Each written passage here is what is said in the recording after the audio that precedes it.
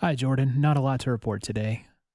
Some moderate roster changes were announced. Mhm. It's looking like we know exactly what's going to happen this year, Okay. and everything it feels totally normal. All right. That's great. I was looking forward to a very normal 2020, so I think this is good news for us. Good news for the team. Yeah. So basically, we're just reporting that a ADC has been signed for 100 Thieves. Oh. Oh That yeah. ADC is Cody Sun. Sorry. I thought you said Cody Sun. But sneaky, you said sneaky. I said Cody Sun. What on earth is happening, everyone? Welcome to Under Talk. We don't know. Do you know? We don't know how to make sense of this. Oh, look at Jordan's shirt, though. Jordan, is that a reminder? Here, raise it up higher for the camera. Higher, higher, higher. There you go. There you It's a go. reminder. In all of its deliciousness. Trust the Papa. It's here. Trust It's the here. Papa. Well, if there's ever a time for Trust the Papa to truly be put to the test, it is right this very moment. Wow. Wow. Wow. Cole, wow. Wow is sorry, what's that? Wow. It's a Wow. wow. Hey, do you want another wow? Stunt starting. Wow. Wow. No Aphromoo starting. What is happening with this team? Look, all right. Here's what we're going to do, chat and listeners. We are going to try and talk through what all has happened up to this point. Talk about the elephant in the room a little bit and try and hash out what the heck direction this team is going in, because this has been a super goofy week. And every time we've started to pod this week, which by the way, this is our 5th show this week. Is that correct? Monday, 5 Tuesday, shows? Wednesday, Thursday, Friday. 6th show, I think. Oh, 6 because we did VOD Squad. Rec League. Oh, Yeah. yeah. And if we're counting Rec League, that's 7 shows. Is that correct? Am I making that up? Holy cow.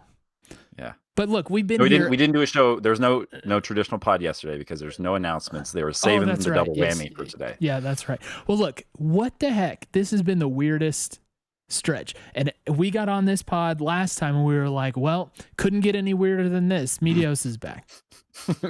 Someday's back. Well, Yep. now Cody Sun is back and Aphromoo is not. Mm-mm. So look, we will continue to express our disbelief and shock for a while. So I'm sorry if we say the same things over and over again, but there are a lot of feelings going around.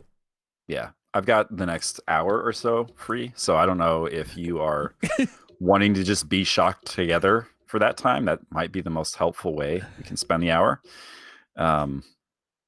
It feels, this podcast so far, which by the way, welcome to 100 Talk. Yeah. This is a podcast. It's a fan podcast. We're fans. Cole and I are fans of the organization. We usually don't do 7 shows in 1 week, but this has been quite a week. And so we're here for you and we're here for us because we need to talk about this. This feels so far, Cole. I'll just put it out there. This feels different from when we did the Medios show. Yeah. A little bit different. Yes, it does. So if I'm reading into our reactions so far, I'd say maybe a little bit more of a mixed feeling about Cody Sun returning than Medios. Yeah.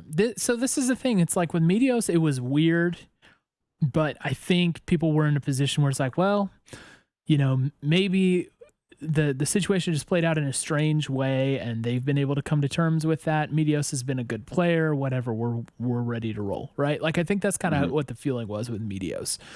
And not that it's a totally different feeling with Cody Sun, but I think it's the fact that both of them happened where it's really like, what are we doing? And I don't say that in the sense of like, these are bad players.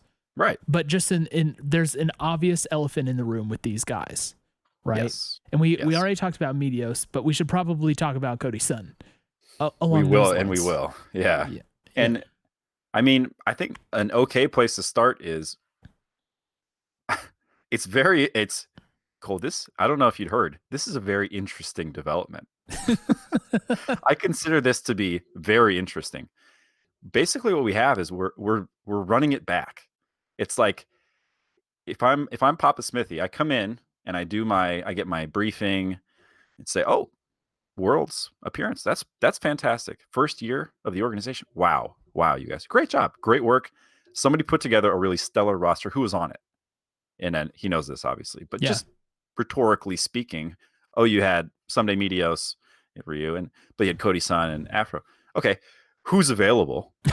And what makes us think that those players are not still capable of returning us to the glory that was 2018, the most glorious period in this franchise's history? I don't have a great answer that rebuts that premise at this point in time. What I can say is it seems like there are a lot of things that happened from day one LCS 2018 to not that long afterwards where things kind of fell apart. Yeah. So there's a lot of other stuff to talk about. But from a performance standpoint, these players are good enough to get there. They're good enough to challenge for an LCS title. They're good enough to go to Worlds. They're good enough to pick up 2 wins out of groups. Granted, the roster looked different, but I would argue these players probably have a better chance of picking up those 2 wins than the players we actually ended up sending. Now, you've got 2 positions that are up in the air again, but I can kind of see like the pieces individually still look pretty good. Yeah, that's an interesting argument. I never really thought about it that way because the team that actually went to Worlds, right, was a team that didn't have the 2 pieces that we just added. Right. And those pieces were major factors in a super good spring performance. Okay. So I'm putting that out there. Sure. I think you could make a very clear argument that those pieces are a large part of what actually got us to Worlds because of the points we got from their finish. Right. Yeah. And yes. And I think that's actually in particular with Cody Sun, I think a lot of people were upset about him not playing because of that, because exactly that. Now, here's the thing. It's like, okay, we don't have the mystical, incomprehensible being of Ryu on the team either. So mid is still a question mark, which I'm going to be going back and watching Ryoma VODs like in the next week to kind of get a feeling for that. So we don't have that. And then we don't have Aphromoo either. So our support situation is done. So this is all, of course, and some people in chat are pointing this out. This is pending these announced changes that have been reported by ESPN and Jacob Wolf becoming official. They have not been officially announced by 100 Thieves. However, we have seen that Jacob Wolf's reporting has been very reliable up to this point. So I have no reason to believe right now that these changes are not what we're actually going to be looking at. Okay. Yeah. So with that in mind, the Cody Sun move, look, we just to quickly rehash this thing, we've debated it a lot. We've talked about it honestly, like ad nauseum. We've talked about the Cody Sun situation. Yeah. It's clear that something happened behind the scenes with 100 Thieves that escalated to the point where no longer was he, or not only was he benched, but he was also not invited to play in Worlds. He wasn't invited to come to the studio that 1 week. So we know something big happened, like in an out of control sense, in a more than just performance thing, probably an internal conflict behind the scenes, right? Like that seems very obvious. Safe to say. Yeah. Now it's also true that Prodigal is no longer the head coach. Zix is in now. We also have a new GM with Papa Smithy. Okay. And then now, furthermore, player moves have happened, right? So with Stunt starting, for instance, if the report is accurate, then Aphromoo is not in the mix. So it's hard to pin down who this conflict may have been with. It, in my opinion, likely was with someone who's no longer in their position anymore, whether that's head coach, GM, or a player. But at the same time, it's hard to say for sure what happened. Okay. So we don't know that. We don't know if this is completely water under the bridge or not. And that's why I feel a little bit weird about it. I'm not asking to know exactly what happened. I don't need to know that. All I know is that there was a bad situation, right? That caused some problems. I don't want it to repeat again. And I don't think they would be bringing back this player if they didn't have some level of confidence that it wouldn't happen again. So maybe that person truly is gone. Maybe it really was Prawley. Who knows? I'm not ready to sit here and just be like, oh yeah, Prawley was the problem and he was picking on all the players and bossing them around and he was terrible. He couldn't imagine. I'm not ready to say that. I don't feel like that would be entirely true. So I'm if you are thinking that, I am not with you on that. But I'm not thinking that. And one quick note on that, using our powers of deduction, Cole, I think we can look at this and say there's a much better chance that it's someone. His disagreement was with someone who is no longer with the organization, given the roll call of people you just rattled off who are no longer here. The remainder that he could still potentially have issues with that were part of what led him to not playing. I don't even think you can count Medios in that because Medios wasn't there at the time. Yeah. So it's someday. And I have a hard time imagining that Cody Sun in some days nuclear meltdown is what led to him being benched. I think it's very unlikely. It's not impossible. He's too kind of a boy. He's too kind of a boy. So let's all agree that very likely the pieces that were not working or that there was a disagreement based on, those individuals probably are no longer here. That doesn't mean that the types of issues that might have become a point of contention couldn't still resurface. That's entirely possible. Sure. Right. Especially without knowing the exact nature of what happened. We can speculate, but we don't know exactly. I would lean towards the safer side, because I really don't think that this move would have happened without some sort of, conversation and assurance that, this wouldn't happen again. I feel fairly safe saying that. Yeah. But you never know what's going to happen. So there's always that risk. So again, just to back up, like, I don't think it's necessarily because I feel super weird about this. Like, I feel weird. It feels weird to me. And I think that is a result of both Cody Sun and Medios being back in the fold, not necessarily one or the other. You know what I mean? It's just like we're so close to back where we were when this whole thing started that it just feels unusual. The whole thing meaning like this team or yeah. Okay. Yeah. Okay. So that aside, because again, we could talk about that forever and everybody has their opinions on it and we'll never know. Cool. That's fine. So that aside, the question now is, how good of a player is Cody Sun? And is his addition to this team going to be a net positive? We're losing Bang, a quite legendary ADC. But as we said before, we didn't quite see the results that perhaps we were expecting when that signing was announced. Okay. Right. Whereas Cody Sun had quite a notable end to the split, last split. He played a great split, and he actually did extremely well, like the further into the split that we got. So right now, how are you feeling? Just forget the off the riff stuff for just 1 second and tell me how you're feeling about Cody Sun, the ADC. I think okay. I think he's in probably peak form. That's my sense. I think the way we saw him end the split is probably the strongest he's been in the LCS. I can't say ever because I haven't watched every game he's played. And I started watching him, full disclosure, when he started playing for Thieves. So, but honestly, the gameplay that we saw from him with Clutch at the end of their run, I think that really was representative of some of the best stuff we've seen. He was ending games, right? Which is kind of his job. And that's always what people have expected Cody to do. Mm-hmm. He is the hyper carry player, pure and through. And he did exactly that. And I think that's where we were our most powerful team, is when he would come online and end games for us. We never really got that from Bang. Yeah. For any number of reasons. And I'm not, again, let's not like distill this down into Cody is better than Bang. It's just not, it's apples to oranges. Right. But I think that I have the confidence right now that Cody is playing at something close to probably his best.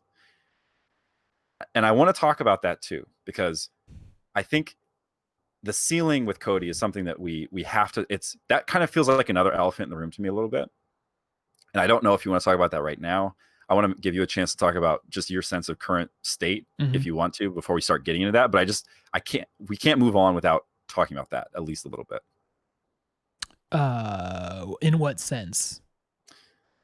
Okay, so I'm jumping in the Wayback Machine. Yeah. And when we switched Cody out, part of the reason and part of our understanding at the time was,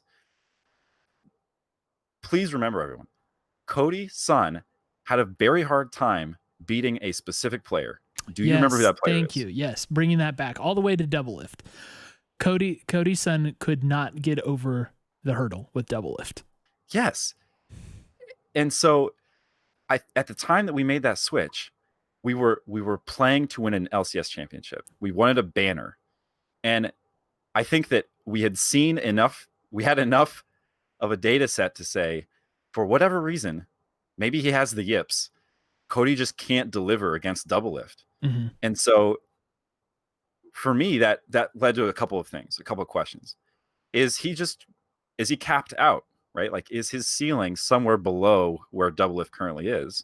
And at least as things currently stand, we can't expect for him to outperform double lift. And it was kind of a problem in those games. Like, and I don't have the stats handy in the top of my head right now because I haven't done the homework yet. But I'm pretty sure that he was losing those matchups in a pretty significant way. Yeah. Like, to the degree that you would probably think perhaps a change needs to be made here because this is a problem for this team. This roster is suffering because of this specific dynamic. Right. And if you guys remember, what happened is the Rikara subbed in against Team Liquid to open the series, and they won that game. They won game 1 with Rikara. Right. That was a win. Thank you. That's a good reminder. I think he was 1-1-9, if I remember right, on this game. Dang, that's a good memory. I want to say he played Jin, but he got a win, right? And I think, like you're saying, it seemed to me like that move was kind of a Hail Mary, like we have to like do something to win the title. Now, of course, it's not just Cody down in lane, right? Right. And earlier in that split, we had seen a lot of funnel stuff going in Cody's direction too, right? So funnel by that time had more or less been patched out of the game, right? We weren't able to really funnel into Cody the way that we had previously done. So there's that variable. There's the support thing. But this was before Double Lift had Core JJ. Yeah, it was Ole. This was Ole, who doesn't have the most sterling reputation as a support either. So if people are looking at, how did the supports match up? Not sure how favorable that is. Which brings me to my other point. So if you're done, Jordan, if you're done talking about, the past, like how this whole thing started, and just to reiterate, so to our theory is to get over that obstacle. They made that roster change, hoping that it would put us over the top. And we surmised that was part of the reason why things kind of fell apart with Cody in the background. He didn't like that. And who would like to be sat in that situation? You want to play, you want to win, right? And he's been there the whole time. So I get it. I'm not saying I don't understand that at all. And then after that, it kind of unraveled. And Cody played a little bit after that. We didn't get the win. We got eliminated from playoffs. We went to Worlds. Rikara played at Worlds. It was just a strange situation, okay? But that's just what happened. Now, again, so that's just to recap how this whole thing kicked off. Coming back into present day, when we're looking at Cody, who had, as we said, kind of inarguably a pretty good split, right, for him. I think people were very impressed. Yeah. Depends on where you're reading on the internet, right? Like a lot of this stuff.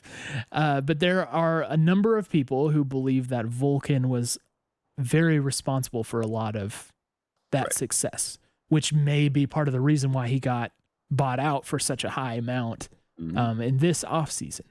So some people might say, well, is that more of a double lift thing or more of a Vulcan thing? Double lift. Oh, wait.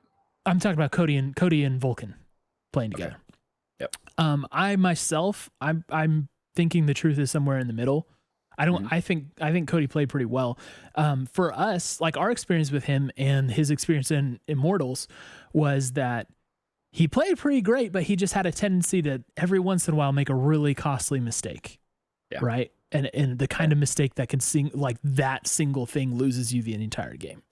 Okay. Right. So it's not that like everything he's doing on the Rift is bad and his laning's bad. It's not like that. So I kind of come at this from I don't think he's a bad player at all. I would put him somewhere probably in high middle pack of ADCs in NA. Yeah, I agree. So from that perspective, I think it's a good thing. I don't think this is just you can say, oh, Vulcan was responsible for all of that. Right. Do Well, you and agree, disagree? if that's your argument, right, then I think you also have to think back to 2018 when Aphromoo was his support and Aphromoo was the MVP of the league. Right. So Good point. Here's the thing. It becomes incredibly challenging to parse apart the performance of one person in a duo lane, in my opinion. So could you make the argument Cody Sun was only ever as good as he was because he was playing with top tier support players? You could make that argument. But then I think you need to look at Bang, right? Mm-hmm. And again, like this all becomes so much more nuanced than you can really just sum up in a quick like one-liner. Right. But Bang played with Aphromoo too, and it didn't have the same outcome. I know there are different play styles and maybe they just didn't mesh as well, but nobody looked at that situation and said, well, Aphromoo is the best support in the league according to last year, so Bang must be garbage, right? Like dynamic is just way more complicated than that. So Yeah. I'm always hesitant to just say that person's only good because of that other person on the team. Like, of course, you're only going to be as good as the people around you. Mm-hmm. And if you can't coordinate a gank with your jungler to save your life, you're never going to win a game. It's not going to happen. So all of those things come into play. And my perspective is, I think that for the sake of assessing talent and looking at this, you kind of just have to look at how the person actually plays the game. And Cody Sun played it well, right? Yeah. Now, supporting cast might have been a big part of it, but he was the one clicking the mouse and pressing the buttons, and he got a lot of kills, right? And he got some pentas, right? Like, and not a lot of deaths. And not a lot of deaths. So he was the one using his mouse and keyboard, and that's what happened. So, like, let's not take this all away and say it's just because of the people around him. I think that's a little bit too much of a simplified summary. Yeah, that's a fair point. I'm following your reasoning on there, and I think it's fairly sound. Thank you. The other thing, if you want like a weird, other way to look at it, you can point to Double Lift's comments about Cody on Hotline League, where he said he Double Lift actually commended him for playing well, and said he has the ability to carry a lead and everything. So there's a positive peer review for him. Yeah. Especially from somebody who's kind of had his name and number for the last couple of years. Yeah, exactly. So the whole thing with Cody is, I think we can agree that he's certainly not a bottom tier ADC, right? I think you're kidding yourself if you're saying that. Right. So in that sense, I don't feel like we're losing big.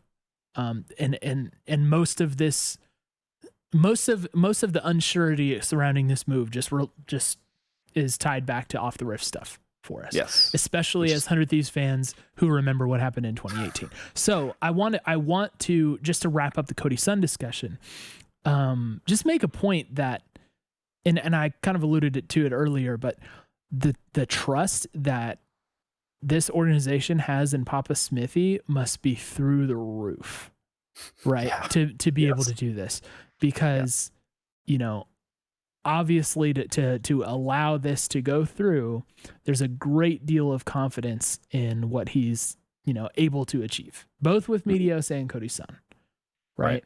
And that's going back to TrustThePapa. Mm-hmm. And that's going to be my default position on this one is I'm going to go along for the ride. I'm going to try my best to suppress my own misgivings about this situation and just focus on what happens on the Rift. And unfortunately, we have 2 months to wait before we really find out how that's going to go. But at least we have something to look forward to in that sense. Yeah. It's going to be different. Like if there's anything we know about the 2020 LCS squad versus 2019, it's going to be significantly different. And are you thinking about those unknown positions at this time, or like when you say it's significantly different, it's just the two pieces that are still. Just what's there from last year. You know what I mean? We are radically different from 2019. Yeah, okay. And speaking of which, let's go ahead and transition into the Stunt announcement too, because part of this report was that Stunt was going to start over Aphromoo. Okay. So that there are two layers to this cake here. The first is that Stunt is getting the promotion, right? Congratulations, Stunt. Congratulations to Stunt. It looks like maybe his safe Brom will be able to be played. Yes. Oh, I can't wait. And on the other side of that, the other layer of our cake here is that Aphromoo is reportedly not going to be the starting support for us, which you can probably presume that means he's not going to be on Hunter Thieves. Yeah. Right? I can't see him re-signing to play on Academy. And that's a big deal. That is a big deal. Now, I personally, and people who have watched our show for a really long time will know this, that a lot of the reason why I was so interested in Hunter Thieves at the beginning was Aphromoo. To me, he was the face of the franchise. I loved the videos they did early when everything was just getting kicked off, and Nadeshot and Aphromoo were, doing videos together. And I was drawn in by his personality. I previously did not follow esports at all. So that was a lot of it. So for me, this is kind of sad, right? Even though that you can argue that performance kind of suffered last year, it's still sad for me to see who in my mind is a fairly iconic player no longer on the squad. And that's got to be tough for him too, right? To not have that starting position available to him. Do you have any thoughts right now on the presumed departure of Aphromoo? Yeah, I mean, I felt similarly about him. I feel like he was, aside from Medios, like I talked about the other day, he was definitely the most charismatic member of the team. I feel like we thought of and talked of him often as a leader within the team. So it became, it just, the last year was super rough. And it's almost like he felt like a franchise player who never really had a chance to establish the franchise, right? Like we had that amazing start, but really it's 2 years. That's all we had him for, which is not a long time. So it's kind of remarkable that he seemed like such an integral part of this team, because it just wasn't that long. And so, yeah, I'm bummed out. I can see why this is happening though. Right. And I think if you think about the longer term, which we spent a lot more time this week talking about the longer term than maybe we will be talking about based on how this roster has come together. I just think he is a player who you now have to start thinking about. Do we need a 1-year contract for somebody who we know is, tons of experience and can compete at a high level? Or are we thinking about 2, 3, 4 years and what that looks like? And I think it's just the reality of it that I don't know how realistic it is to think of Aphro starting in the LCS for that long. I mean, he's 28, right? Like he will be dad age by the time 3 or 4 years passes, if you're using us as a metric. Yeah, and we don't ordinarily do a whole lot of chat reading during our main podcast show, but I did see a comment that was saying, I don't know why people assume Aphromoo is out. The only thing we know is that Stunt is that his contract was renewed. It was reported that Stunt is indeed the starter, and it's just hard to imagine Aphromoo at this point of his career wanting to be in Academy and willing to play in Academy, and he's already a free agent, right? His contract with Hunter Thieves is already over. So if he was to stay with us, he would need to re-sign a new contract, and he would re-sign that contract knowing he's going to be in Academy. And to me, that seems unlikely at this point of his career. So that's where we're coming from with that assumption. But I honestly feel it's a pretty safe one. But, I don't know. I also assume Cody Sun and Medios would not be on this team ever again. So I don't know anything. Right. But I mean, if you're one of those people holding on to hope that Aphro stays with the organization in some way, shape, or form, consider how it felt to have Someday starting in the Academy. Right. right? It basically felt like he wasn't on the team. Hmm. And, you know, there are things the organization could do to really highlight a player more. Um, and so I'm not saying it'd be exactly the same, but when you're not seeing them play on Saturday and Sunday, it just feels different. Yeah. So if I think it's time to start acquainting ourselves with the feeling of this team without Afro on it, which kind of sucks. But again, it's not one of those moves where I'm like, why on earth would that ever happen? I can Yeah. see the Yeah. reason behind it. I It's, don't know if there's another team looking for a support starter at this point. I haven't really kept up like throughout today. mhm. But I could totally see somebody giving him a 1-year contract as well. Like I think he's still totally good enough to play at this level, no question about it. So I wouldn't be shocked if we see him on a roster somewhere. It just more depends on what's shaken out up to this point, I'd Yeah. say. So before we shift the conversation to focus on Stunt rather than the player who's leaving, I just, really, I'll miss this guy, man. I'm gonna Yeah. miss him. I liked having him on the team. I liked his vibe. I liked just having him as part of the franchise. I felt that he was a good representative, and so that part of me is sad.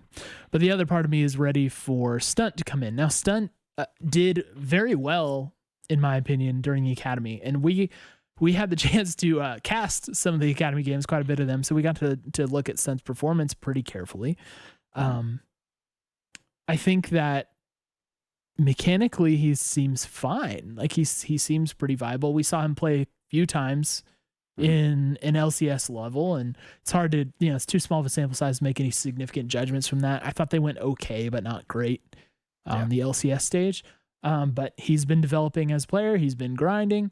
Maybe this Mhm. is his time, and maybe this is the developmental portion of this roster, which we'll get into later. Yeah. Um, but I think, if you've got a strong shot calling voice from, say, Medios for this team, then perhaps the presumed lack of shot Yeah. calling when compared to Aphromoo Yes. will kind of be mitigated a little bit. Yeah. I had the same thought on. We always talked about Afro, and Afro's a very aggressive support player. He set up plays. He would engage kind of, and that was maybe part of the problem of his duo with Bang. He would engage perhaps before Bang was ready to play or thought there was a play. Um, Kind of famously, maybe not realizing that the the response he would get wasn't the same as the quality of response in the LCK Right. at all times. But I do think that if Stun is not that kind of a support player, or if he doesn't have the same shot calling tendencies, having a Medios in your lineup, I would say more than covers up for that. And so that's not personally a concern of mine. Now we'll see, right? Like the nuance of that is, are we going to miss that more than we realize or expected? We'll see. But yeah, I would say from if part of the win condition this year for us is going to be get Cody towards the end game in a good state, I think Stunt can do that. Like I think he's capable of that kind of play style. So um, on paper, I'm feeling okay about this bot lane actually. Yeah. Um, well, I think a lot of it will probably depend on the synergy with mid as well, right? Uh, this is the thing. It's like at this point, what we've seen is initially it was kind of implied through the reporting that Ryoma was going to be the starter, and then today, actually, some fans of the show were kind of walking it back a little bit, and they were going back and forth with Jacob Wolf on Twitter, and it sounds like Jacob Wolf is allowing for the room for the possibility for him to not Mhm. be the starter, Yeah. which I thought was interesting. I still think it's going to be him. Yep. I know people are wondering why there hasn't been an announcement yet from 100 Thieves if he is indeed the starter. Um, Maybe some things are still being explored, but really at this point, it really does feel like he's going to be in that position. Yeah. So I did just want to shout that out really quick that I did see that report from Jacob Wolf. I saw him Right. walk it back. So we'll see how that actually ends up panning out. Are you feeling confident that he's going to be there or what? Um, it's seeming very likely to me. I mean, despite the fact that we've received essentially no confirmation that he's even associated with the club in any way or the team. Mm-hmm. So in the absence of that and how confident you can feel, it seems, based on everything we know, it seems likely that he will be. I saw somebody on Reddit had posted that perhaps the reason they haven't done an announcement is because you need a little bit more time to craft that message of, I think, like the Medios one, it's fine to announce that with kind of a meme interaction exchange between Nate Shot and Medios. And it's Sure. fine to say Someday's back by including him in a cream hoodie video, right? The fans know these guys and they understand why they're back. It's because they're very good. And so it kind of speaks for itself. This is a player that I think is very little is known about him or his play or what he's capable of, and importantly, why we would think he's the right person to bring to the team. So you do need to just kind of, it probably takes a little bit more. And so that might be part of it too. And again, like that was a Reddit comment that I saw that I thought that was a pretty insightful idea that person had. And I can't remember the name. Sorry, or else I'd give the sauce. You'd shout it out. Yeah. Yeah. So anyway, that's my thought. And, is it possible that there's still something else coming? Yeah. And I think the team smartly in going after this, and going after Ryoma first, you do give yourself that wiggle room to have him fit without issue into the academy team, right? Which we know has been one of the major constraints roster-wise in the past. So if something were to come through, and if the reason they're holding on the announcement is because they're not yet sure who the academy jungler or academy mid is or starting mid is, then at least you're not creating a roster nightmare for yourself in that event, if that comes to play. Yeah, that's a good point too. Well, since we're kind of, let's wrap up by talking about where we stand with the whole team, because you're kind of alluding to it now with like, what if this works out? What if it doesn't work out? And what position are we in?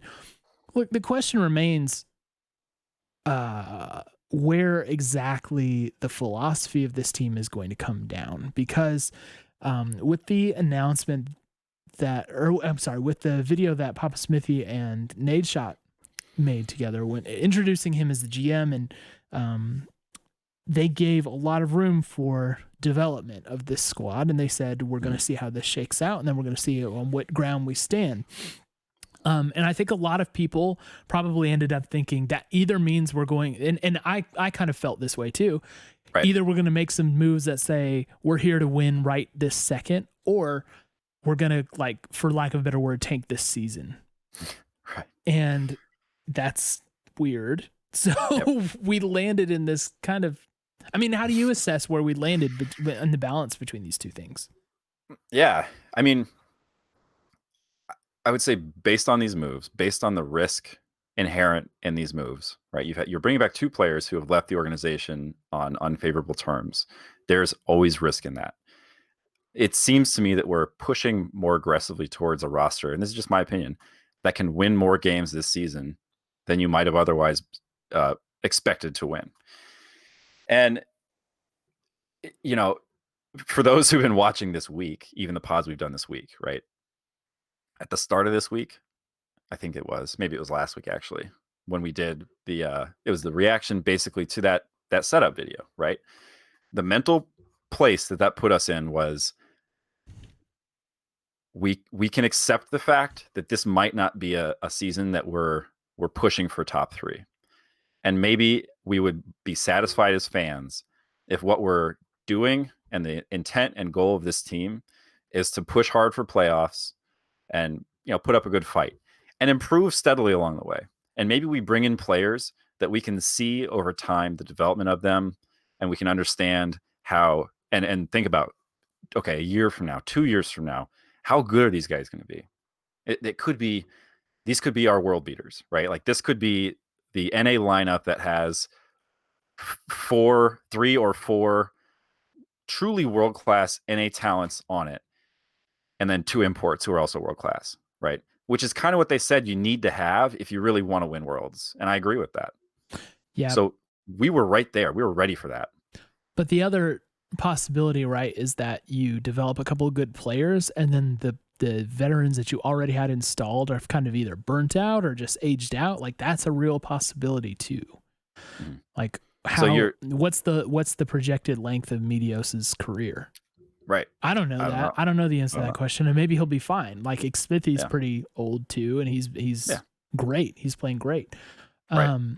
So it's possible, but at the same time, you could get in a position where you developed your prospects, but now you have to refill those holes, and then does it just kind of become the same thing just 2 years Mhm. later, where Right. your players developed into great veterans, and then now you're developing new pieces? The timing is just going to be weird for it, and so I Right. think that's why people kind of feel like it should be one or the other. Mhm. Um, Yeah, and when I look at this roster that we have now, I would say this feels less developmental to me, right? Like I think because exactly of what you said, the disruption of having people who are past the peak of their career, and then you needing to decide what's our replacement strategy for these guys. You kind of have to be ready to start over, right? That's kind of how this works. And that's one of the benefits of having a developmental squad in a lot of ways is your timelines become 5, 6, 7 years. If you have an 18, 19, 20-year-old guy and they play in your team for 6 years, they're still young, yeah, which is crazy. That's you know, that's half again the existence of league that you could have one of these guys on your team. So I would say that if you ask me a question, I would say this is more a win now team than a development team. yeah. It seems more like at least the scales are tipped a little bit in that direction. Yeah. Um, so I don't know, but again, I do want to point out that I don't think this is necessarily the fault of the org that I feel that confusion, and from what I've seen on Twitter and Reddit, a lot of other people feel that confusion between which philosophy are we going with. It's really just he said, "Hey, it could be either way," Yeah. and then everybody had their ideas about which one it would be and kind of projected that into the situation. So I don't think Right. it's necessarily their fault. I think it's ours, but at the same time, I hope that when, because surely there's a video coming once everything's flushed out Mhm. that Yes. they're going to explain the roster, and I hope they take the time to really address that and make that crystal clear. Speaking of making things crystal clear, I'm just going to a quick aside to something that I saw popping up in the Twitch chat, and I've said this a bunch, but I just want to reiterate because it's still being talked about. Someday does not get residency under the grandfathered rules of imports. Yeah. Okay, that does not apply to him. That has been confirmed by Jackson in our very stream. Okay, Yeah. so he needs a green card if he's going to become a resident, which is a very difficult thing. Okay, so again, Yeah. sorry to derail the No, conversation, but I just wanted to completely important settle reminder. that in chat. A 100%. PSA. Okay. Yeah. So that's not a strategy. Yeah. The green Yeah. card We got to strategy is wife not. him or something. You got to get him the green card. That'll be the strategy. You were talking about expectations, fan expectations, and I think the takeaway for me is I think at least what I've learned about myself is I am open to different approaches to this thing. And if what I hear is it's developmental roster and buckle up because there could be some bumps in the road, that's fine with me. Yeah. And I'm ready to accept that and root for the Thieves and honestly have a good time because I think it will be fun to watch that. I think that's something that we have not seen a ton of, and everyone will say Cloud9. Yes. Okay. But I think the expectation is super important. And when you talk about the video they're going to do at roster close, like once everything's rubber stamped and ready to go, Mm-hmm. I do hope that we will get from them an indication of how they're looking at this thing, right? Because that will be helpful for us as we think about what should 2020 look like. And honestly, like what's the criteria for success here? And sometimes things go wildly better than you expect. Always down for that. That's fine. Mm-hmm. But you know, if what we're thinking about as a fan base is this roster, Cole, is 3/5 of the roster that got us to a first place finish in the split and qualified for Worlds. If the fan base starts thinking about this as, so we're going back to Worlds, is what you're telling me. We're going to be there in 2020. And then we start to stumble or we start to prioritize the development of somebody like Ryoma in mid over that extra win. Maybe we're sitting in 5th place and we want to make sure that we're doing the right stuff to build up for next year. People are going to be mad. And I think that's one of the worst potential outcomes is that our strategy as a team doesn't match up with fan expectation because they're thinking worlds and the team is thinking worlds in 3 years, right? Unfortunately, that would be the error of the fans. Well, and that's what I think the communication piece comes down to. Yeah, that's what we're hoping for. That's why we're bringing this up. If you go into the season like this, that's the gap, right? Right? So, and that doesn't mean you have to tell us everything and say exactly what is going to happen. But I've been encouraged by the messaging so far on like prepare yourselves. I'm sure when they made that video, they didn't know that this stuff was all going to happen. Yeah, that's probably true. So that level of transparency, I think, would be really beneficial going forward. So, and here's what I'll say before we close. If you're looking at it, like you're bringing up the fact that this is 3/5 of the roster that got us to Worlds in 2018. And if you think about it, it's pretty, like you could make a solid argument that those 3 players are all top 4 in their position in the region, right? Yeah. I don't think, like, maybe some people could push back on some aspects of that, but I think in general that's pretty good. And you have to like look at that and actually be pretty encouraged about where we stand and what the potential is. So we've got 3 players that are probably in that tier, right? Then we've got Ryoma, which is a huge unknown. He could be great. He could be needing some development, to put it lightly. And then we've got Stunt, who I think is going to do okay. I don't think he's going to come in and be as good as Core JJ, the best player in NA. But you know what I mean? Like he could come in and be completely competent. So the thing that's exciting to me about the split is that I don't think we're going to fall off from where we were. Like we finished in 8th. We finished the last split in 8th place. We had a shot at playoffs through tiebreakers, but we didn't get there. We finished in 8th place. And I mean, I'm feeling like we could match that or do better. So at least that's, potentially a step in the right direction. But we're just going to have to wait and see the ending of the free agency period. We're going to have to see where we land when everything is confirmed by the org themselves and out there. Right. If this presumed starting roster of someday Meteos, Ryoma, Cody Sun, and Stunt is indeed what we're going to see, they will let us know. And then from there, we'll have to wait and get ready for January. Play some preseason. Yep. All right. So everyone, this has been a wild week for us, a wild week for the org, obviously. Thank you for being with us for every day. This week, basically, we've been hanging out and streaming with you, and it's been awesome. We've really, really enjoyed it, and we didn't expect this kind of thing before free agency got started. So, really, it means a lot that you guys are hanging out with us, and it's been super fun. Let's see how this thing plays out. I'm just gonna put all my expectations, at bay, all my reservations about what may or may not have happened with Meteos and Cody Sun. I'm just going to put it aside. It's clean slate time. And let's root on our boys, man. What I'll say as a closing word is, based on this roster, I don't know what we should expect for where we're going to finish. I'm optimistic, but I do feel like this is going to be a fun team to watch. Yeah. And honestly, I'm here for that. Like that's more than we've had at times, to be frank. So I'm feeling excited. Like I think this is a really good spot for us to be in at this point in the off season. I could see versions of this current moment where we're looking a lot worse. Yeah. So yeah, for sure. So I think we're in a good spot, and let's see what happens. All right, everyone. Reminder: trust the Papa. Trust the dang Papa. Trust the Papa. And have a great Thanksgiving week. We will probably not do Rec League next week as it is Thanksgiving on our normal night. So we'll take a breather. Yeah. I'll be traveling actually for most of next week, but I'll be on Twitter.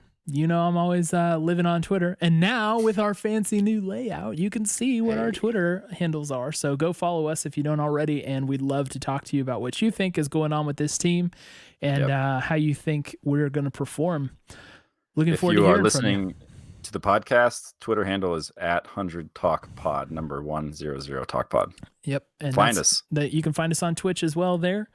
And for those of you who may not have been able to catch the full stream and you want to catch the audio podcast, we're on Apple, we're on Spotify, we're on Google, we're on Stitcher, we're on TuneIn, we're on basically everything. So look for us there, 100 Talk. And as always, we love you and we miss you already. Take care. See you.